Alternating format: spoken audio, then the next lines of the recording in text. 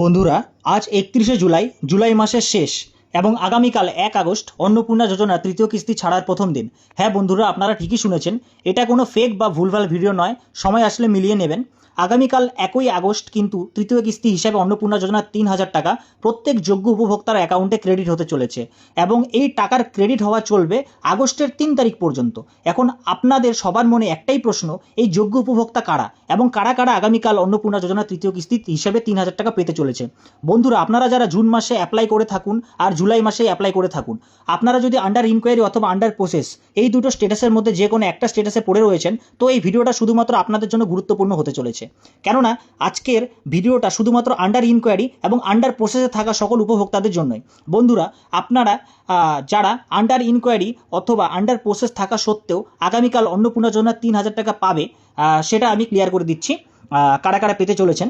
প্রথমত, যে সকল উপভোক্তারা এখনও অন্নপূর্ণা যোজনার অনলাইন ওয়েবসাইটে লগ ইন করার পর দেখতে পাচ্ছেন আপনাদের স্ট্যাটাস আগের মতনই আন্ডার ইনকোয়ারি অথবা আন্ডার প্রসেস দেখাচ্ছে, কোনো রকমের পরিবর্তন নেই স্ট্যাটাসে, কিন্তু আপনাদের পরিবারের প্রধানের ফোন নম্বর অথবা আবেদনকারীর ফোন নম্বরে বিডিও অফিস অথবা পৌরসভা অথবা কেএমসি এলাকা অথবা মিউনিসিপ্যালিটি কর্পোরেশন, আপনাদের যার যেটা সেই জায়গা থেকে ফোন কল এসেছিল এবং কিছু তথ্য ফোনের মাধ্যমে নেওয়া হয়েছে।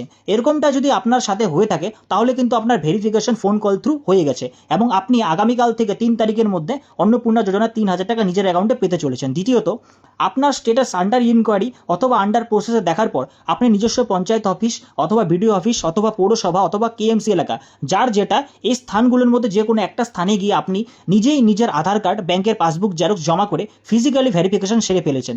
তারপরেও কিন্তু আপনার স্ট্যাটাস পরিবর্তন হয়নি, সেই আগের মতনই আন্ডার ইনকোয়ারি অথবা আন্ডার প্রসেস দেখাচ্ছে।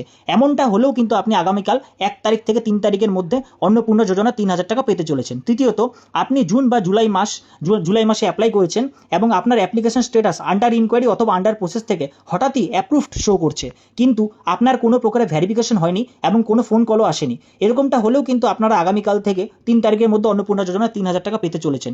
চতুর্থত, আপনি জুন বা জুলাই মাসে অ্যাপ্লাই করেছেন কিন্তু প্রথম থেকে আপনার অ্যাপ্লিকেশন স্ট্যাটাস আন্ডার ইনকোয়ারি অথবা আন্ডার প্রসেস এই দুটোর মধ্যে যে কোনো একটা শো করছে, স্ট্যাটাসে করছে।